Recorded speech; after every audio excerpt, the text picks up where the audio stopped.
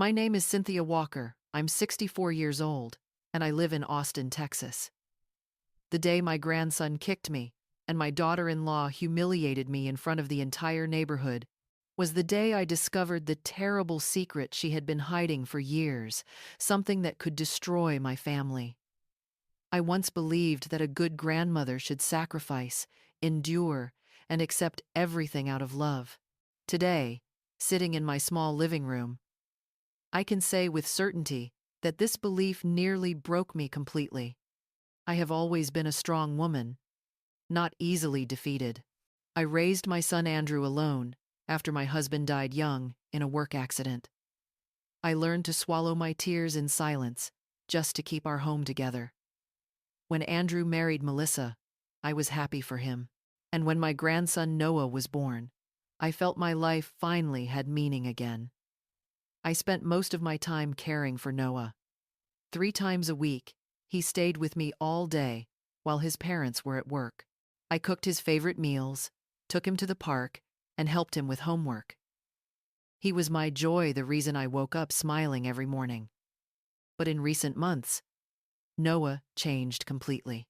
The sweet, polite little boy had become defiant and rude. When I told him to pick up his toys, he ignored me.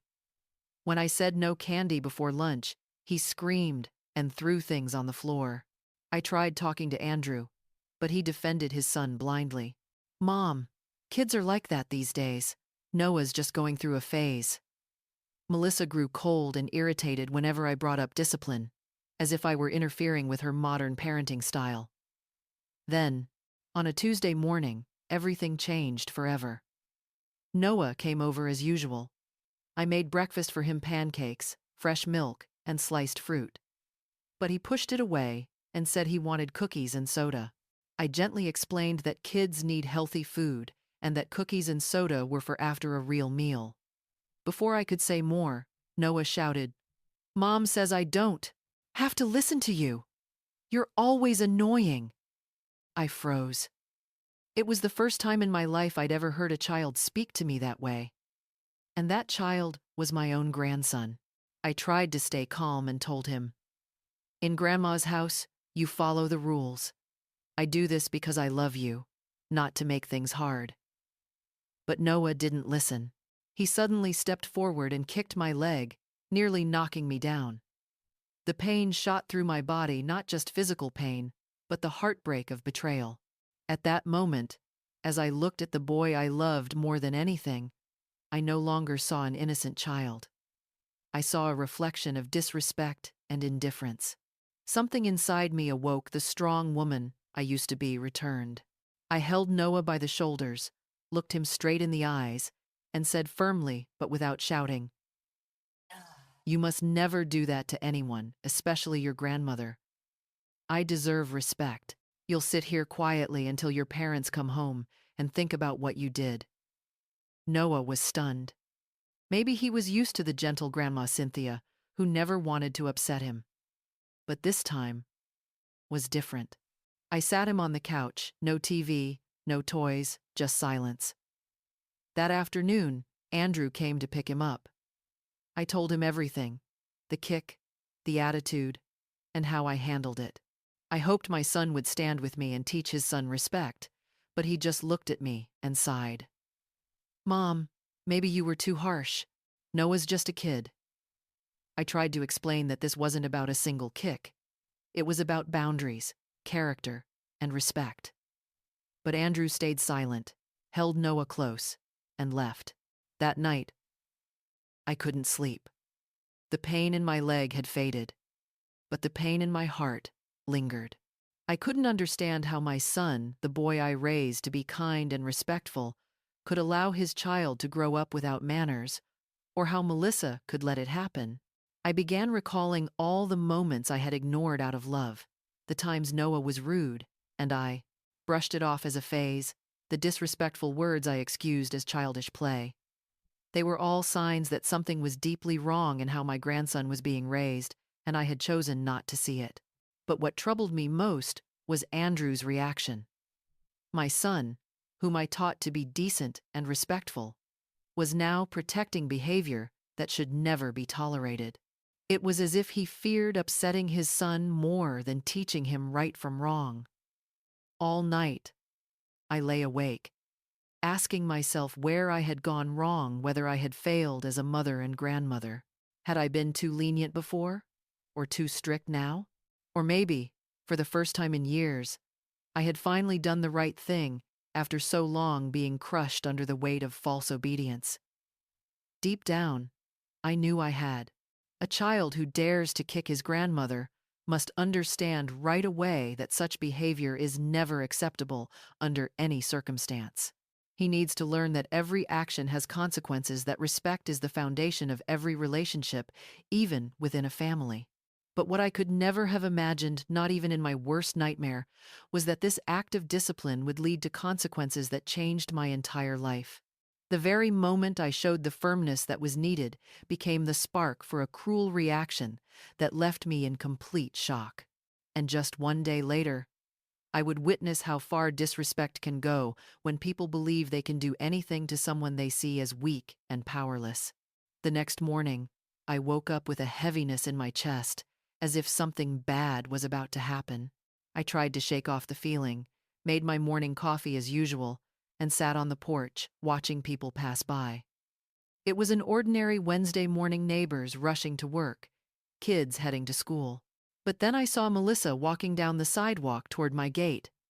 Her stride was not normal.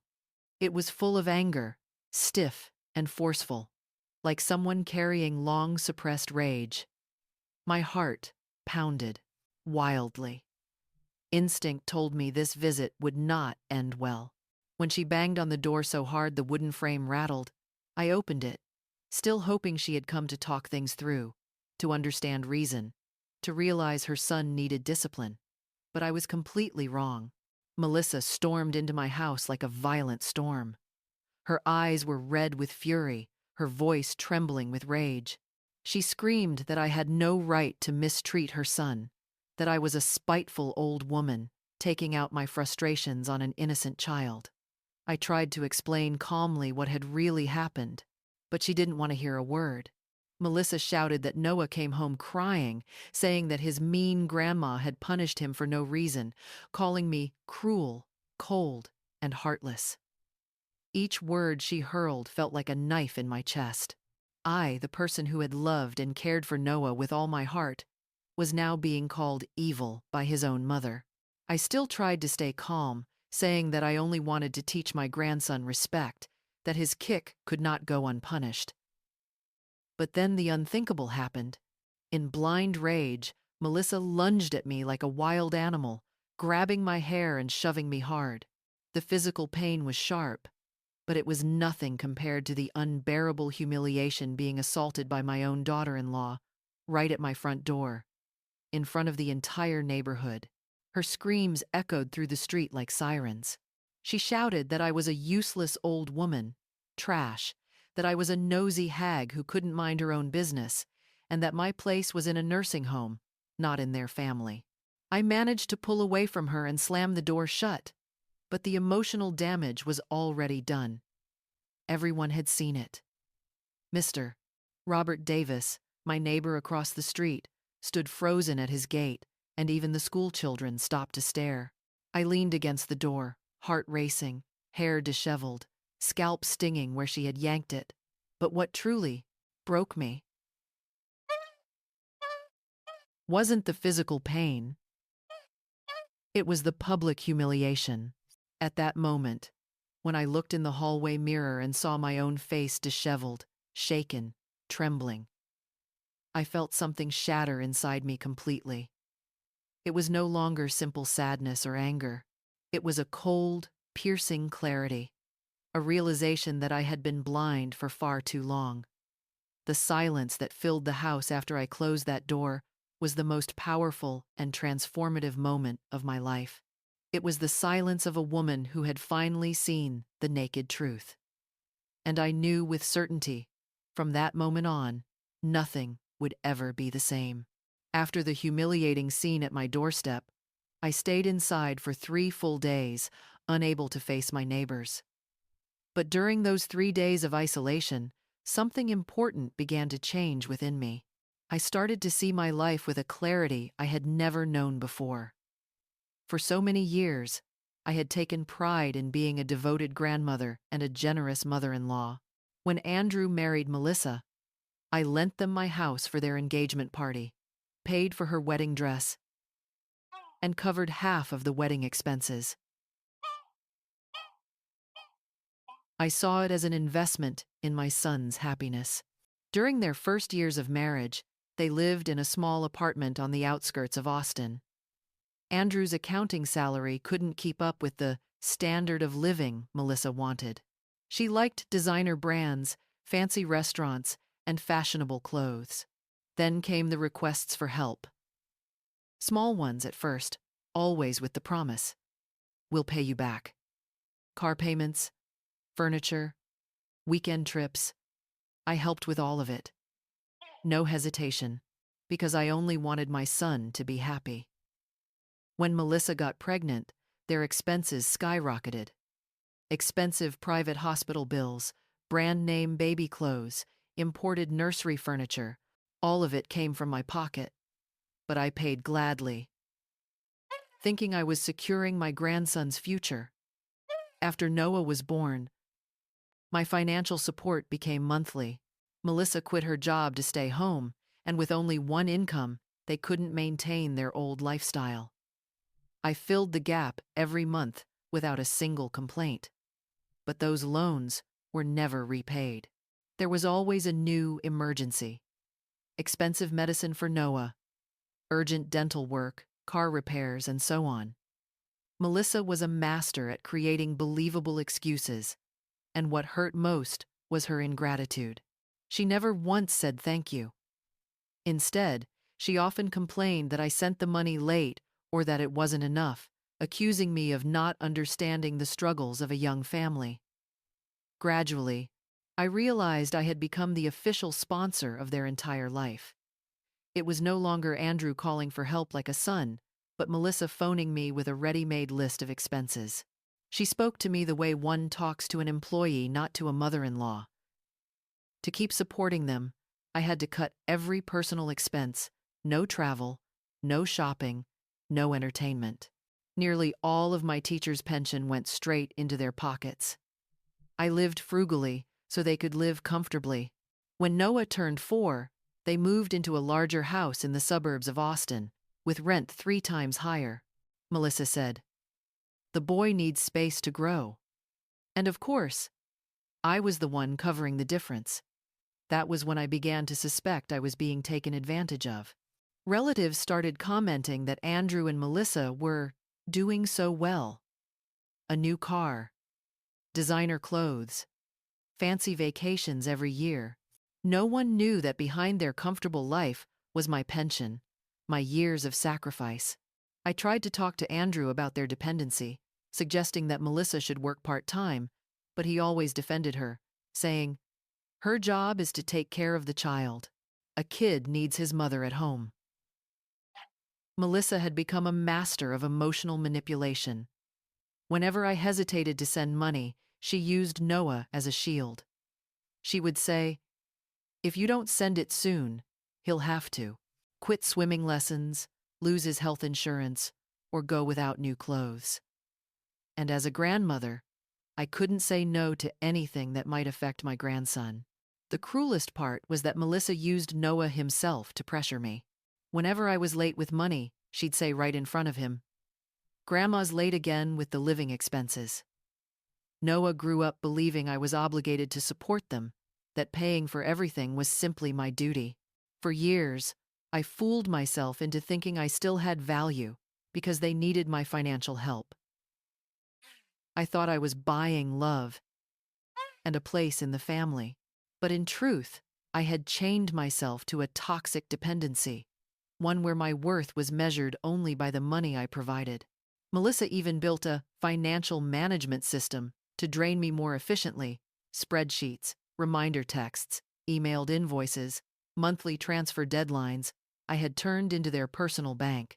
While I sacrificed, they grew increasingly disrespectful. My opinions were ignored, my advice dismissed, and my presence only welcomed when it came with money. I could buy my place in the family, but never their respect. At family gatherings, it was obvious the mothers-in-law who didn't give money were respected, while I, with money, had no voice. I had a bank account, but no place in their hearts. Andrew seemed oblivious to it all. He was so used to my help that he no longer saw it as dependency. To him, I was just the generous mother, always there when needed. But for Melissa, it was different. She knew exactly what she was doing. Her entire luxurious lifestyle was built on my money, and she knew how to keep that income source steady. She always treated me with calculated politeness, just enough to avoid offending me, but never enough to make me feel close. The most painful thing was realizing that Noah had grown up in that environment where his mother treated his grandmother like an employee, and his father stayed silent. To him, disrespecting me was normal, because no one in that house had ever truly respected me. I had become invisible, no longer a mother, no longer a grandmother, just the one who pays, the provider, an endless source of money that was never allowed to stop, never allowed to complain. Everything, my personality, my emotions, my self-respect, had been consumed by the single role they assigned me, the one who pays. For years, I justified my situation as love, telling myself that a mother does everything for her son, that a grandmother always sacrifices for her grandchild. But the truth was, I had been systematically exploited, and I kept convincing myself it was normal. Melissa's attack was simply the final drop, the moment that ended years of being diminished financially, emotionally, and now physically. I had reached the very bottom of humiliation. The 3 days I spent locked inside my house, reflecting on everything, became the turning point of my life. I realized it was time to act. I could no longer let myself be treated like something convenient. I could no longer fund my own humiliation. And so, I made the hardest decision of my life to find out the truth. Where had my money really gone? And what made Melissa feel so entitled to treat me this way? A powerful intuition told me there was something deeper, hidden secrets that could explain why they saw me as a burden to be tolerated. While thinking everything over, I remembered Mr. Robert Davis, my retired neighbor who had worked as an attorney for more than 40 years. We had only exchanged polite greetings before never a real conversation. He lived alone after his wife passed away, and I knew him to be serious and trustworthy. On the 4th day after the attack, I gathered all my courage and went to his house. When I briefly told him what had happened, he was genuinely outraged. He said that physical assault was a criminal offense, even when committed by a family member, and that I should have called the police immediately. But what truly made my skin crawl was his reaction when I told him about all the financial help I had given over the years.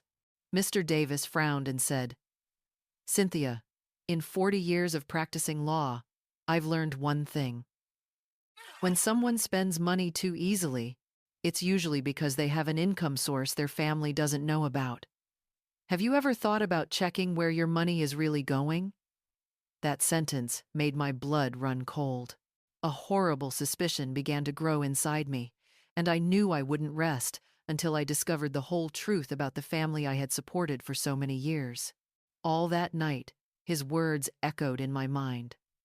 When someone spends money too easily, it's usually because they have an income source their family doesn't know about. That line rang like an alarm bell in my head. I started recalling every extravagant expense I had paid for over the years. The next morning, Mr. Davis came to my house unexpectedly. He said he had thought about it all night and, with his experience, knew how to investigate something like this. He offered to help me free of charge, purely out of outrage for what I had endured. The first thing he taught me was to gather every bank transfer receipt from the past 3 years. We sat at my kitchen table with bank statements, a calculator, and a notebook. When we added everything up, The number shocked me. Over $200,000. $200,000 from my pension, my life savings. Mr. Davis carefully recorded each payment, the date, the amount, and the reason Melissa had given for every transfer. Then he started asking questions that made me think hard. Why would two able-bodied adults need that much extra money every month? Where are the expensive hospital bills for Noah? Why has Melissa never shown you a single receipt for the expenses? You paid? Then he made a suggestion that sent chills down my spine. Cynthia, do you still have a key to their house? I did. Because for years, they had trusted me with a spare key, just in case of emergencies. He asked, "What time are they usually at work?" I told him. Andrew leaves for work at 7 a.m. and gets home around 6 p.m. Melissa claimed she attended morning classes, leaving at 8 a.m. and returning at noon. Mr. Davis proposed, "We'll go there next Thursday when they're both out. Not to invade their privacy, but to see how they really live. If your money is being used for necessities, the house will reflect that. If not, the truth will reveal itself." I was terrified. After all, they were my son, my daughter-in-law, and my grandson. I was about to step into their private life based on nothing more than a gut feeling. But Mr. Davis said firmly, "Cynthia, they violated your dignity, your bank account, and your peace of mind for years. You have the right to know where your money is going." On Thursday at 9 a.m., we arrived at their house. My heart raced as I unlocked the door, and the first shock, the place was far too perfect for a family with a small child. Everything was luxurious and expensive. High-end furniture, a brand-new flat-screen TV, elegant decorations. Mr. Davis went straight to check things. He opened the refrigerator. It was stocked with imported food, fine wine, and gourmet cheese. He said, "Cynthia, this is not the fridge of a family struggling financially." In the storage room, everything was top-tier premium brands, items costing 3 times the normal price. When we entered Melissa's bedroom, her closet was overflowing with designer clothes, many still with tags attached, handbags, shoes, dresses. Mr. Davis picked up a few tags and noted, "Just these 3 items equal 2 months of your pension." But what truly stunned me was the vanity table covered with spa, massage, and beauty treatment receipts from the most expensive salons in the city. And the dates matched exactly with the days I had sent her money. Mr. Davis photographed everything and said quietly, "Cynthia, do you see? Every time you transferred money for a so-called medical emergency, Melissa was actually spending it on luxury treatments for herself." And in the home office, an even more devastating truth awaited us. Mr. Davis found a folder on the desk containing bank statements. With his legal experience, he quickly identified suspicious transactions, regular transfers to an unknown account I had never heard of, all occurring right after I sent money to Melissa. But the most shocking discovery came when he noticed Melissa's phone charging on the desk. The screen lit up with a message notification. He only glanced at it, not intrusively, but the contact name Love kept appearing, with message after message coming in that morning. He looked at me gravely and said, "Cynthia, this isn't normal. A married woman doesn't receive constant messages from someone saved as Love." My hands trembled, and my legs gave out as I sank into a chair. While Mr. Davis continued taking photos of the evidence, I sat in disbelief, realizing that my money, my sacrifices, even my pension, had been funding my daughter-in-law's betrayal. Our suspicions became even clearer when we opened a half-drawn drawer and found receipts for luxury gifts, men's cologne, seductive lingerie, and bills from romantic dinners at fancy restaurants, places I knew for certain Andrew had never been. Every one of those expenses matched perfectly with the days I had sent money for emergencies. Not only that, but Mr. Davis also discovered bank statements showing that Melissa had a secret account where she hid part of the money I sent. She was even transferring money to her own family, paying rent for her unemployed sister, supporting her retired parents, and even covering her brother's college tuition. Mr. Davis said angrily, "Cynthia, you're not just funding Melissa's luxury. You're supporting her entire family. And worse, you're financing her affair." We uncovered even more evidence that made me tremble with rage. Melissa had fabricated countless medical emergencies for Noah. The health insurance I had been paying for every month never existed. My grandson had been using public health care all along. The expensive prescriptions, lab tests, private doctors, all fake. Even worse, we found a notebook where Melissa had written down detailed scripts of what lies to tell me each month. July. The car broke down, needs urgent repair. August. Noah has a toothache, needs a dentist. September. Buying school uniforms, paying a late electric bill. It was an elaborate scam, carefully organized to drain money from me for years. Then Mr. Davis found something that made my breath stop. Loan documents where Melissa had listed my name as guarantor, forging my signature. That meant if she didn't pay, I could be sued. When the inspection ended, I completely broke down.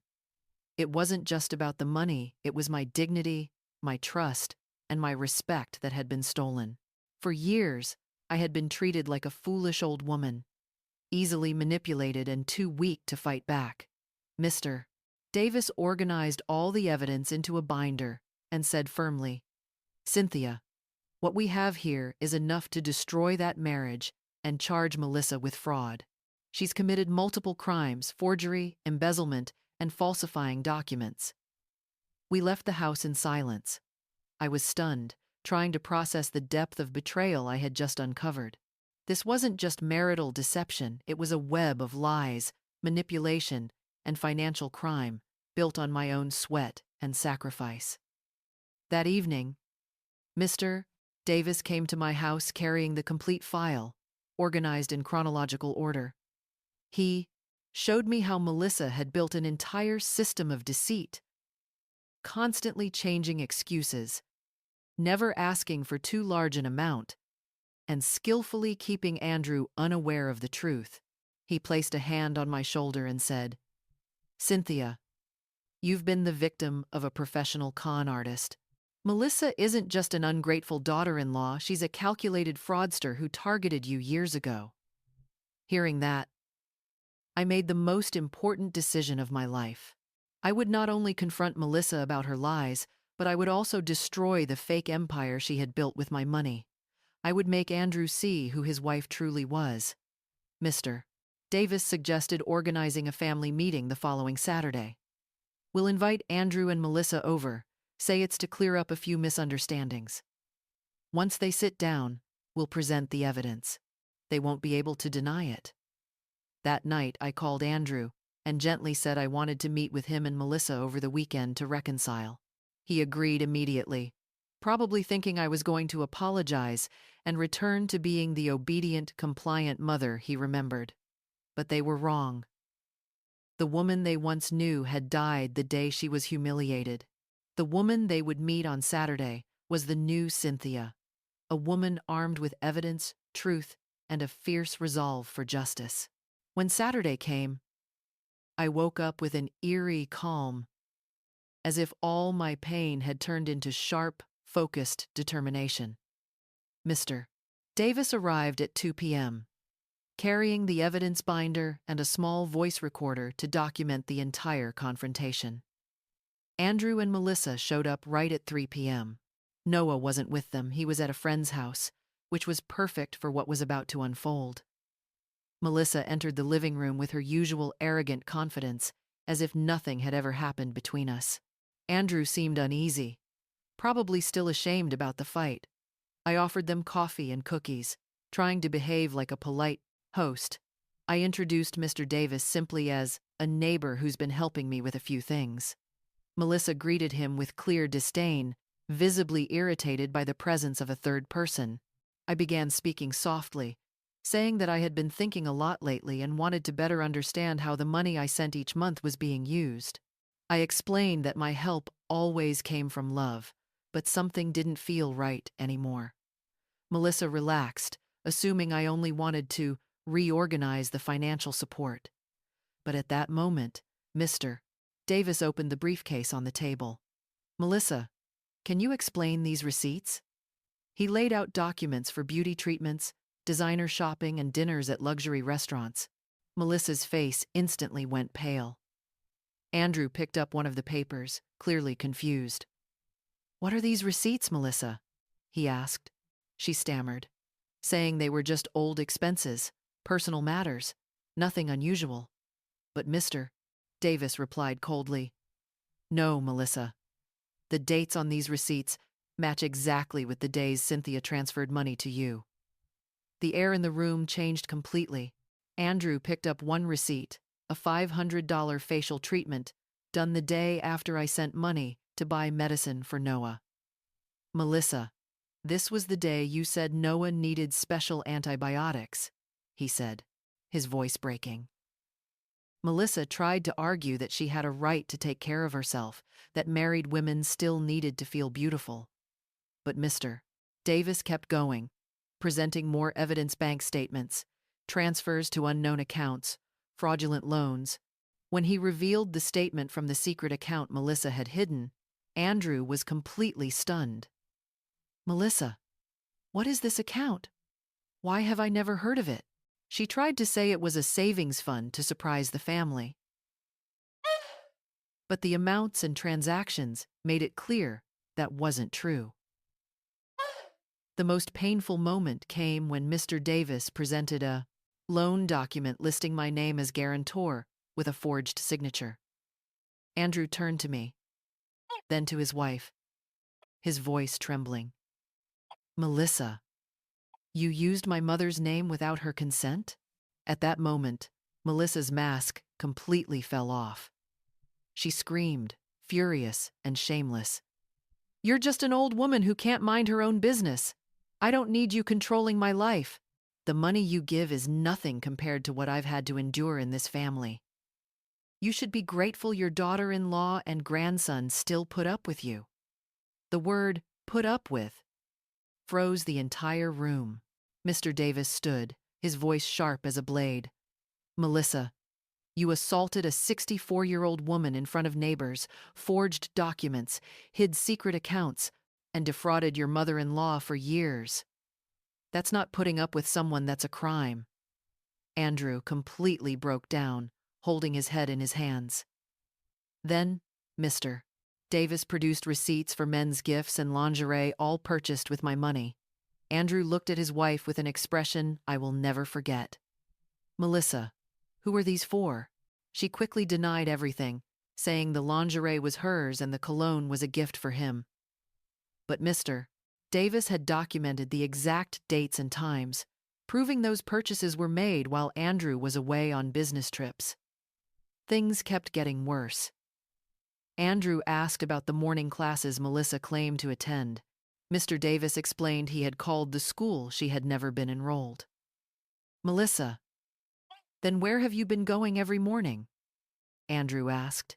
Melissa lost control, shouting, I don't have to explain myself to anyone. I'm tired of pretending to be the perfect wife. I deserve to be happy, free from this suffocating family. The words slipped out before she could stop herself. The room fell into a suffocating silence. Andrew stared at his wife as if she were a stranger. Cheating on me? The question came out soft, but full of pain. Right then, Mr. Davis presented the final piece of evidence. Screenshots of message notifications from the contact saved as Love. Andrew, he said, your wife's been receiving romantic messages from someone saved under the name Love. Does that seem normal to you? Melissa tried to deny it, saying it was just a friend. But Andrew grabbed the phone and right before his eyes, new messages kept coming in intimate, romantic words that couldn't be denied. My son's face twisted into the deepest pain I had ever seen. "How long has this been going on?" he asked, his voice breaking. Melissa finally admitted she had accidentally met someone, that it all just happened unintentionally. Mr. Davis spoke firmly. "No, Melissa. Based on the evidence, that relationship has lasted at least 2 years, and during all that time, you used Mrs. Cynthia's money to support your lover. This wasn't something that just happened. It was a carefully planned scheme." That was the first time I spoke during the entire afternoon. My voice was low and cold, without a trace of emotion. "Melissa, you hit me simply because I disciplined your own child. You humiliated me in front of the whole neighborhood, and now I understand why you felt so confident treating me that way." I looked straight into her eyes and said, "You thought I was just a foolish old woman who would never find out anything, didn't you? You believed you could use me, deceive me, take my money, and I'd just stand there quietly, your endless wallet, forever? You completely misjudged this woman." Andrew sat there, tears streaming down his face, still clutching the papers that exposed years of lies and betrayal. "Mom, I didn't know. If I had known she did this to you, to our whole family." Mr. Davis placed a gentle hand on my son's shoulder and said, "Andrew, your mother doesn't want to destroy you. She just wants you to see the truth and make the right choice for your future and for Noah's." She began talking about Noah, saying he would lose his mother, that a family shouldn't fall apart, that forgiveness is a virtue. But Mr. Davis replied firmly, "Melissa, you abandoned this family long ago when you chose to betray and steal from them. Cynthia hasn't destroyed anything, she's only exposed the destruction you created." Andrew stood up, still gripping the folder tightly. "Melissa, I need time to understand everything. Right now, I can't even look at you." Then he turned to me, his voice trembling. "Mom, I'm sorry. Please forgive me for doubting you, for not seeing what you went through." In that moment, I felt a deep peace I hadn't known in years. It wasn't satisfaction or revenge, it was relief. The kind that comes when the truth finally shines through, when you reclaim your dignity. Mr. Davis gathered all the evidence and said, "Andrew, this proof is enough for several criminal charges and a justified divorce case. Your mother can sue Melissa for fraud, forgery, embezzlement, and assault." Then he turned to me and said, "But now, Cynthia, the decision is yours." When they left my house that day, I knew my life had changed forever, not just because I had exposed a criminal, but because I had rediscovered the strength within myself. The weak, submissive woman I once was had died. In her place, a new Cynthia was born, a woman who would never again let anyone treat her with disrespect. 3 weeks have passed since that fateful afternoon. 3 weeks that completely transformed how my family operates, and more importantly, restored the respect I had lost long ago. The day after the confrontation, Andrew came to visit me. His eyes were red, his face exhausted, but there was a new clarity in his gaze. He hugged me and said through tears, "Mom, I was such a fool. I let a con artist destroy my family, and I let her use you to take everything." For the first time in years, I felt like I was speaking to the son I once knew, not the man who had been controlled by his wife. Mr. Davis guided me through the legal options. I could sue Melissa for fraud, forgery, embezzlement, and assault. But I didn't want to turn my life into an endless legal battle.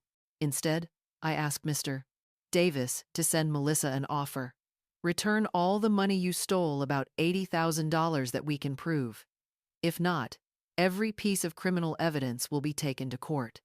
Andrew, with a newfound clarity and courage, filed for divorce on his own, requested full custody of Noah, and demanded a financial investigation of the household. He discovered Melissa had taken out loans in his name, sold joint property without permission, and lied about nearly everything. One Tuesday morning, a court officer knocked on their door, serving the divorce papers and the repayment notice. According to Mrs. Francis, a neighbor, Melissa panicked, crying and screaming that she was about to lose everything. But what moved me most was Noah's change. When Andrew gently explained to him that Mom and Dad won't be living together anymore, the boy asked, "Can I stay with Grandma for a while? Grandma, I was mean to you before." Mom said it was okay, but now I know it was wrong. In that moment, my heart felt warm again. My grandson was slowly becoming the kind, loving boy I once knew. Without Melissa's toxic influence, he quickly relearned how to respect and love his grandmother.